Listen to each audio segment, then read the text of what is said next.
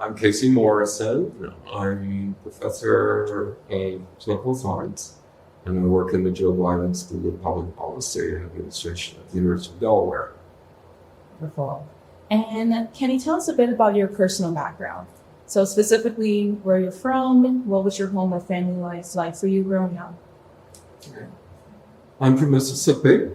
I was born in rural Mississippi and moved fairly early to urban Mississippi insofar as that existed.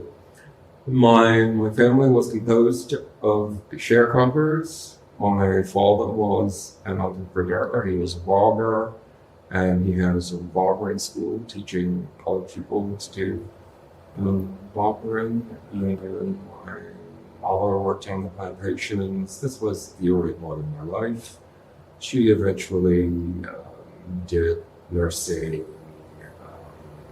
jobs as domestic, that sort of thing.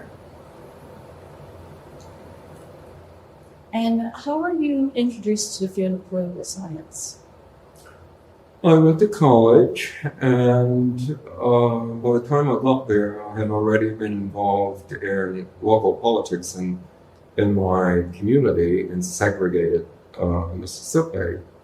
And so as an activist, I was always interested in politics. And from my point of view, studying political science had something to do with my political activism. It wasn't necessarily true, but that was my reading at the time. And that was how I chose to do political science. And where did you attend undergraduate and graduate school? I went to undergraduate school at Tougaloo College outside of Jackson, Mississippi. It's a small sectarian school associated with a congregational church. And I went to graduate school at the University of Wisconsin in Madison, pursuing political science and American studies, and had a certificate in American studies from the University of Ghana in West Africa. Can you tell us a bit more about your undergraduate and your graduate school experiences? Well, my undergraduate experience and my graduate school experience were both wonderful. Undergraduate school, I went to a small liberal arts college, had a reputation of being associated with the civil rights movement.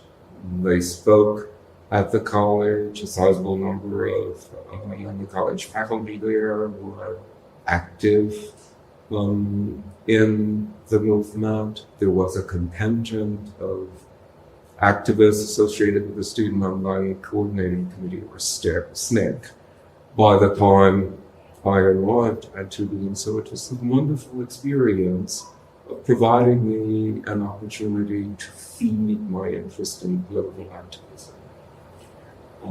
And during my study there, I was active in public demonstrations, I was active in freedom schools, in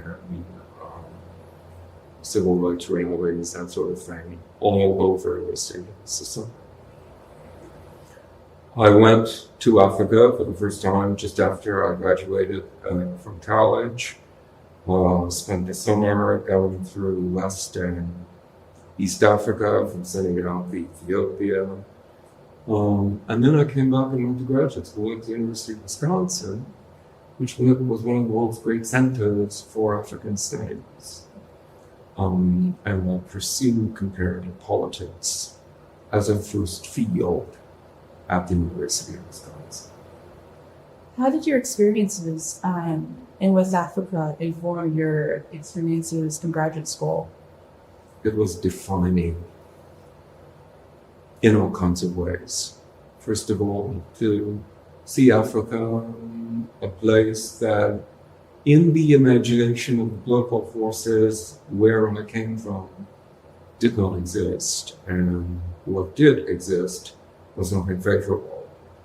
And when I arrived at this place, seeing African people in control of their lives, independence had come to most countries by then. There was this great flowering of democratization where African people were taking charge of their own lives. It was was really defining for me as an African descendant to see and experience this, and then come to graduate school where I was enveloped in a community of African students who were African descendants from all over the Americas, but there was a large contingent of African students that became a community.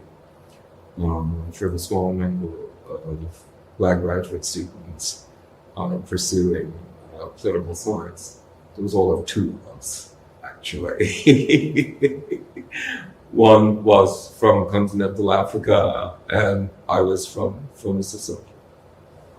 It was an extraordinary experience of meeting people from all over the continent who were seriously studying Africa. That's fascinating and so wonderful to hear. Did you have any mentors along the way that made an impression on you or your career? Yeah, and the first of them were in grade school. I went from elementary school through high school in totally segregated schools. All of my teachers were Black, and the myth was that they were untrained, that they didn't have the quality of education to give us a good educational experience as boys and girls. That wasn't my experience. From third grade, I had memorable teachers who were highly skilled and highly attuned to the needs of students in a segregated system where you not only were you learning from the books you had, but there was always a disruption of the segregated system where people were operating with a degree of integrity sort of myself. So I had extraordinary teachers from elementary school, wonderful teachers in middle school and high school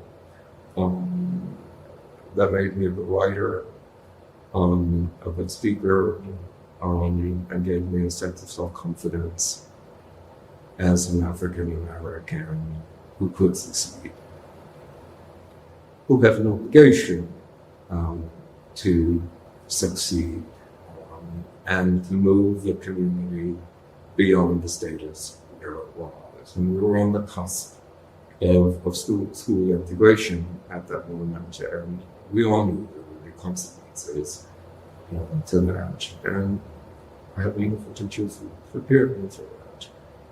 And then when I moved to college and had an extraordinary contingent of teachers from all over the world. I was greatly influenced by a number of teachers at Toulouse who were the Jews who fled Germany. The college had a sizable number of professors from the East Coast in the United States, so it was very flowery. And Toulouse was known as an oasis, and it truly was that from my experience. And as you went from undergraduate through graduate school, did you have any particular mentors that really made an impression on you, or that really influenced you? And if so, who? Yeah. Well, at the University of Wisconsin, the senior scholar in political science, world-renowned scholar Crawford Jones, of the study of Central Africa, was a specialist on Congo. And then as I got to the point of doing my dissertation, I came under the influence of the first African-American scholar of Africa, Willard Johnson, who had written on political integration, a subject that was of interest to me. I had chosen a dissertation topic on the Ashanti people in Ghana, how they figured into the new system of government and strong political power throughout history. And Willard Johnson had written this extraordinary book about the Cameroon Federation when he was interrogating that problem. And happened by coincidence to be on a panel that was interviewing graduate students who were ready to go off and do field work. And Willard Johnson was on the panel interviewing me, and it was, I didn't know quite what to think of it. He was a specialist. I was modeling my work after his, and I didn't know if this was a good thing or a bad thing. It turns out I got the grant, and Willard Johnson sought me out to tell me the importance of the work that I was doing. And we were going to have a relationship through that part of me. That's incredible. How would you characterize the political social environment in the U.S. while you were in college or in graduate student or in graduate school? Yeah. It was a time of great turbulence. Living in Mississippi, which was known as, least redeemed of the Southern states, there was a great deal of political violence. There was a great deal of effort to destroy the civil rights movement in which I was active. So my education as a student of political science was always infused with what was going on in the community, in public demonstrations, to bring people to voting polls who've never voted before in their lives, and who were always under threat of retribution. By that point, my family had moved from the farm and were no longer sharecroppers, so they didn't undergo that kind of threat. But many people did. At the same time that mechanization was happening on the farms and sharecroppers were being displaced. So it was a time of great turbulence. In about 2 months after I arrived at the University of Wisconsin for graduate school, there were massive demonstrations on the campus, anti-war, right-wing movements and so on. So I went from Tuvalu to a very active Midwestern university in reference to social change. So it was a time of really great turbulence, but the exploration of the broadest ideas about the influences we could have as students in social change. Thank you, Sarah. Can you tell us more about your research trajectory? So what was your dissertation topic? What's your current main area of focus? And you've touched on this already a bit, but were there any other particular scholars whose work was influential in your thinking and research? Mm-hmm. Well, I did a dissertation on the political integration of the Asante people into the new state of Ghana. Kwame Nkrumah was one of the nationalist leaders that was very influential on me for how he put the question of the importance of Africans taking responsibility as Africans for leadership, for growth and development of their countries, and so on. And it required a unification of people that had not always been unified. Some had been dominant over the others, and Ashanti was a very strong political kingdom and had been dominant over many of the ethnic groups in what was now Ghana, was newly independent state. And so the question was, what is the significance of a former political power like that in entering to this new dispensation now, where obviously we've got to give up something to now be a part of this new configuration. So that was what my dissertation was about. And comparative politics, the rubric under which I did this work, was my first field. My second field in graduate school was US politics. And I was particularly interested in politics in the South.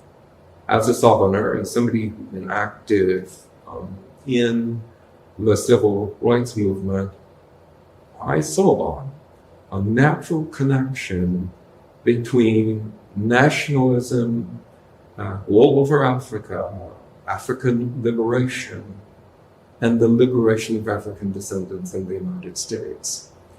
So these are the two major fields of inquiry in politics, comparative and US. So I centered myself in those two fields.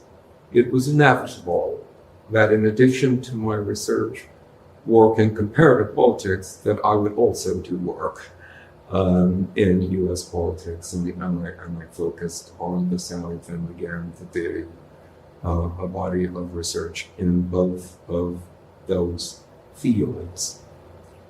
They have now finally come full circle for me in the work I'm doing now that unites the entire African world, continental Africa, and African descendants everywhere.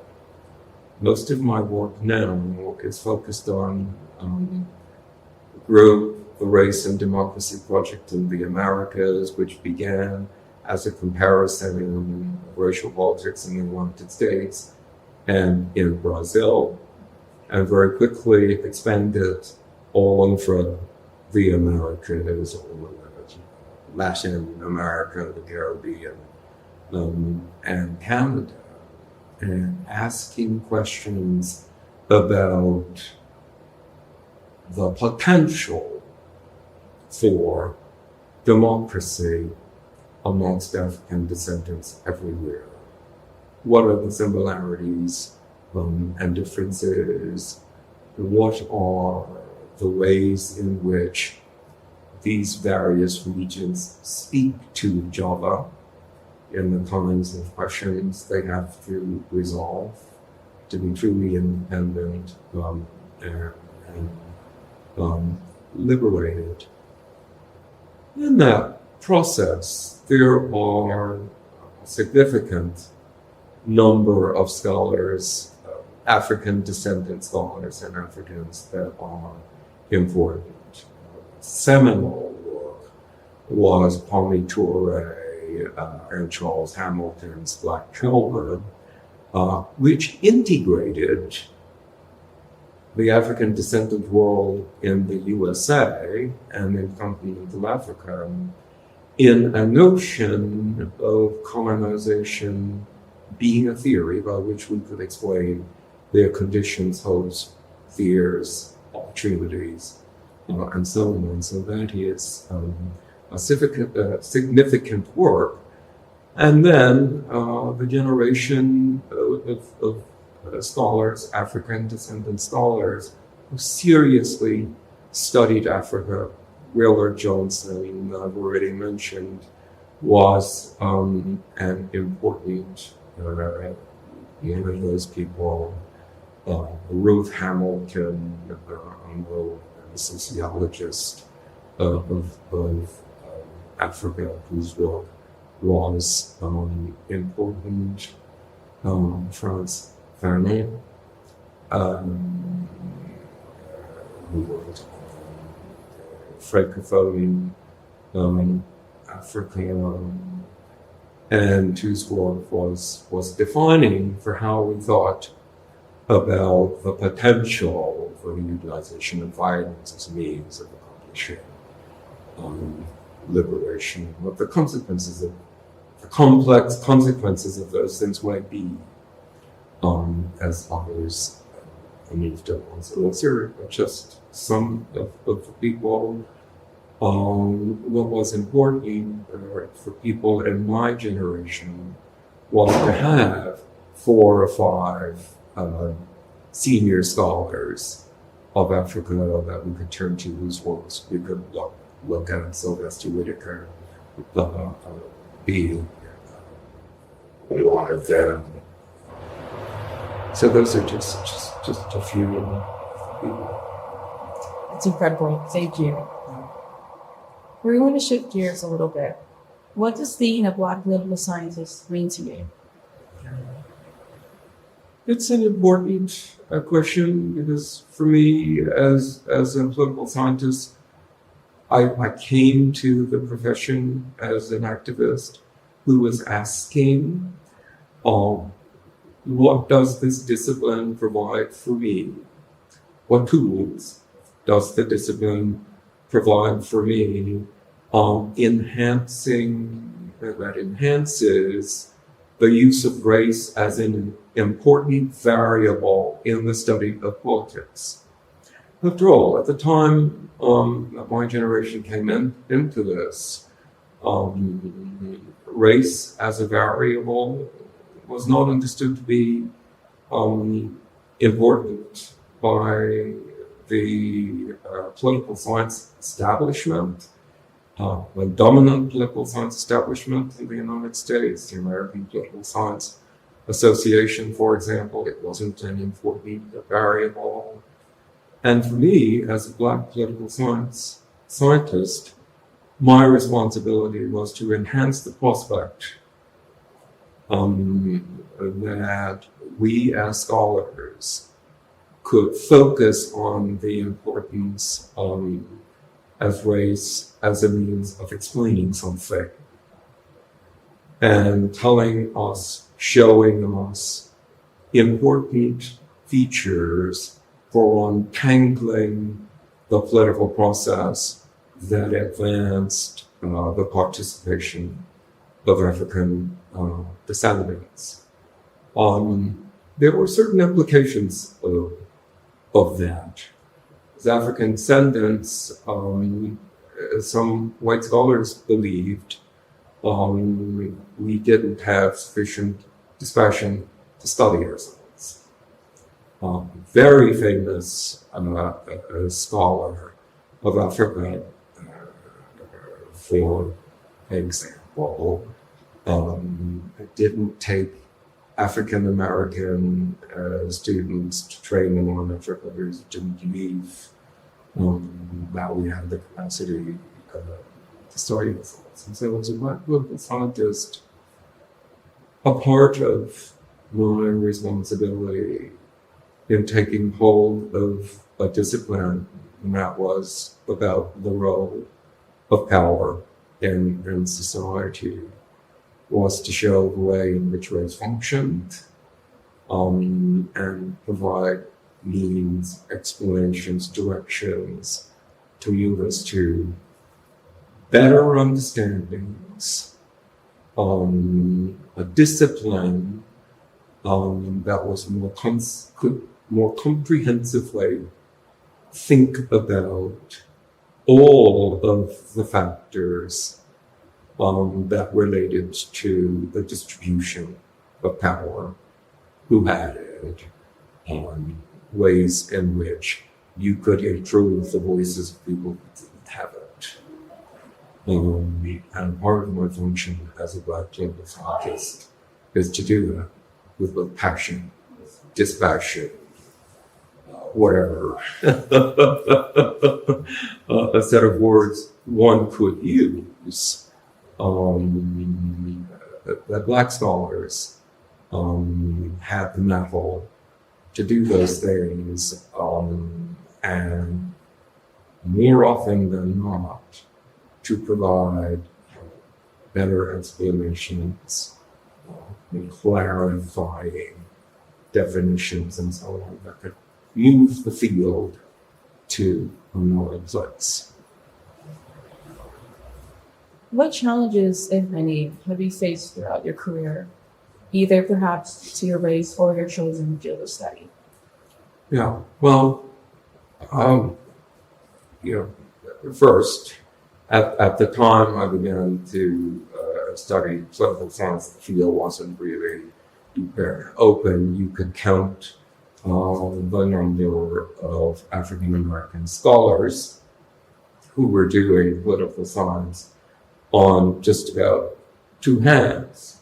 And at the founding of the National Conference of Black Political Scientists, this was our community that supported us, mentored us, that first generation of political scientists. I was lucky that at the time I began to pursue the field was the founding of the National Conference of Black Political Scientists. I was at that first meeting. I met people like Jewel Prestige, Mac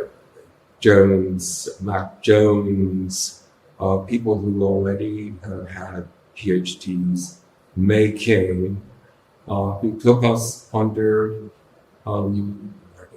their wings at a time when the American Political Science Association didn't really provide space for us that was welcoming, that supported the kinds of interests that we had. So that was the first problematic.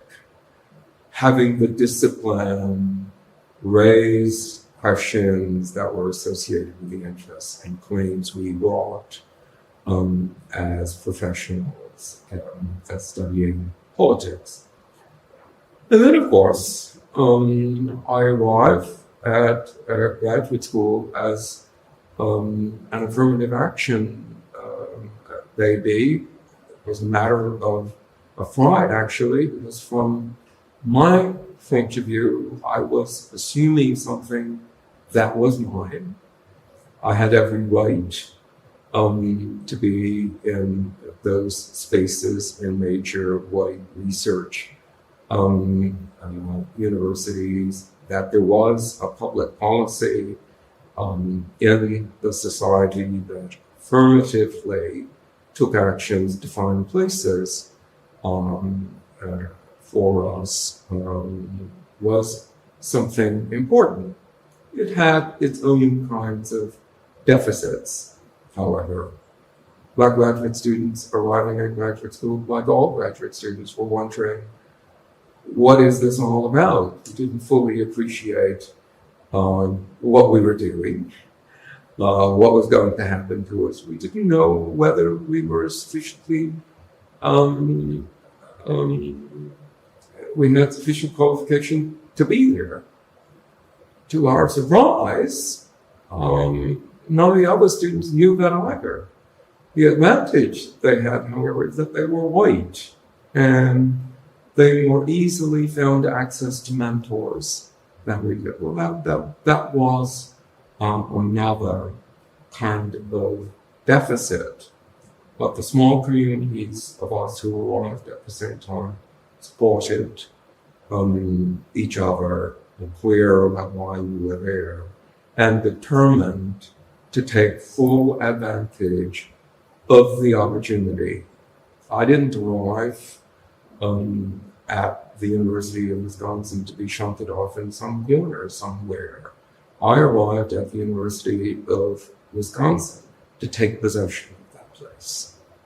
The space that if it was going to work for me, I had to own it in the same way that all of the white students did. And that was a real advantage in disabusing ourselves of the disadvantages that we faced, is to take possession of the place and to make the assumption that we were worthy, we deserved to be there, and were often as qualified as anybody else, and frequently more qualified than anybody else. Supercharged vigilance to maintain the importance of studying race as a variable in the political system, so that we can continue to try and open the system up so that voices can be heard. The answer is not limiting voices, cutting off voices. The answer to this conundrum we're in right now is more voice. Well, in addition to the existing diversity, equity, and inclusion programming, what is your advice to associations like APSA or NCOPES on how to best support Black scholars in their profession as they approach milestones in their career, such as dissertation completion, tenure and promotion, or career advancement? Yeah. Well, it's a very important question in this moment, because both NCOPES and the APSA have made efforts to try to open up the profession to these voices. The first important thing is that there should be no diminution of the effort to bring people into the profession. The National Conference of Political Scientists is this amazing place that mentors young scholars, giving them both a platform to work out their ideas in a safe space where they are critiqued in a way that allows them to build and grow. It's a relatively small setting. The conferences for the organization are not large. And one of the reasons why this association is, for me, the most vital space for nurturing people in the study of race is precisely that. It is an environment where people are nurtured, supported, and encouraged to do this work. We do that in a variety of ways. The first is in the presentation of papers where people are working on dissertations, trying to develop projects. I was in several sessions yesterday where young scholars were presenting aspects of their dissertation proposals and got wonderful advice from senior scholars and junior scholars who in a safe space could say, you might look at this, you might alter this methodology and this or that way, that helps people to gain confidence that they can be on in a setting like this. The other is in giving them leadership responsibility to organize panels, to organize roundtables and discussions where they are able simply to think through important questions that relate to the interests they bring from the communities they live in, their own sense of political self, and that. And then to be able in social settings to rub shoulders with senior scholars. The association has a scholarship program that helps people to come. Faculty members bring groups of their students in this space.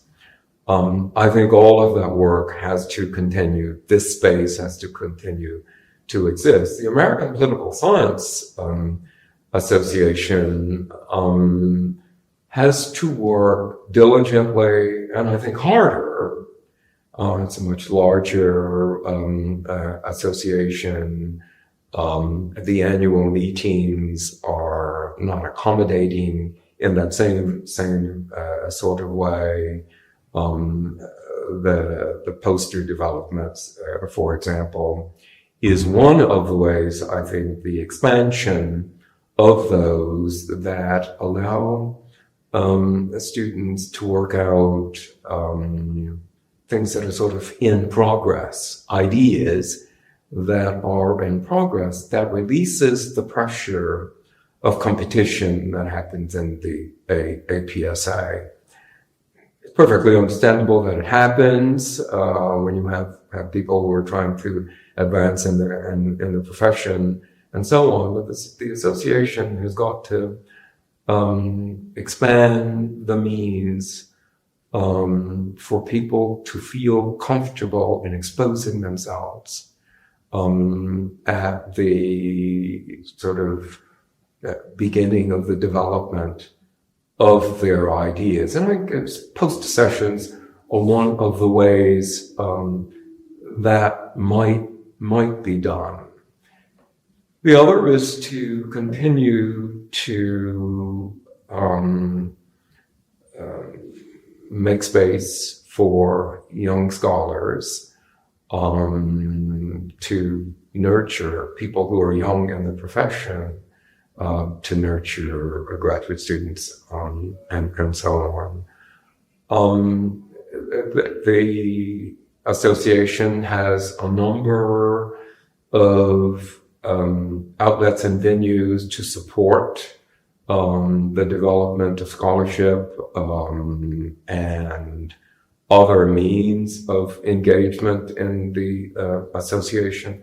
The Race and Democracy Project, for example, has had one of these grants. I think we could expand opportunities like that, and particularly in making access available to students in historically Black colleges that are not waning in their importance as institutions for the training of young Black political scientists and any kind of other Black scholar you can think of. So the association, I think, could advance the ways in which it engages those institutions, because a high number of us are going to continue to arrive in the profession from places like that.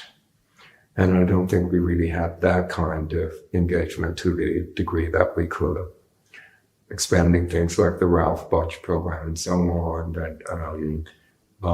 that trains people at the beginning of their careers in methodological techniques and so on, are all very important. Centering race as a variable, we've worked hard to do that. In reference to the journal, for example, on race and ethnicity. But I think still the association has miles to go in privileging the sheer study of race as an important variable that explains things in how power is distributed in society and around the world.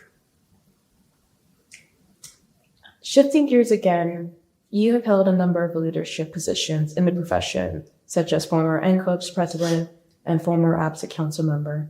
So what, in your view, makes a good leader? First is good common sense. And I mention that because it's so easy in this profession to assume that there are loftier things that make for good leadership than common sense. That something stratospheric in the clouds, mystical something about political science is more important than common sense, and isn't. What common sense gives us is a sensitivity that it is people for whom we work.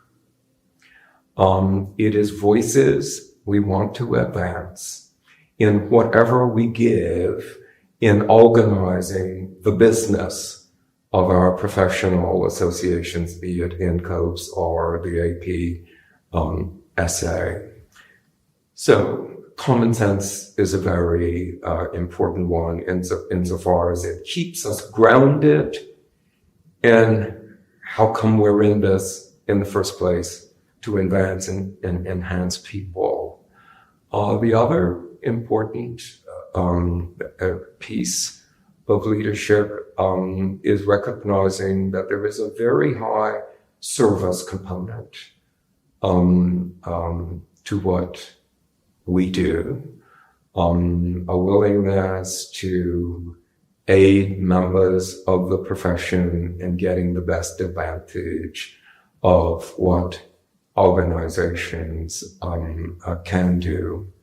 I think it's important to be active,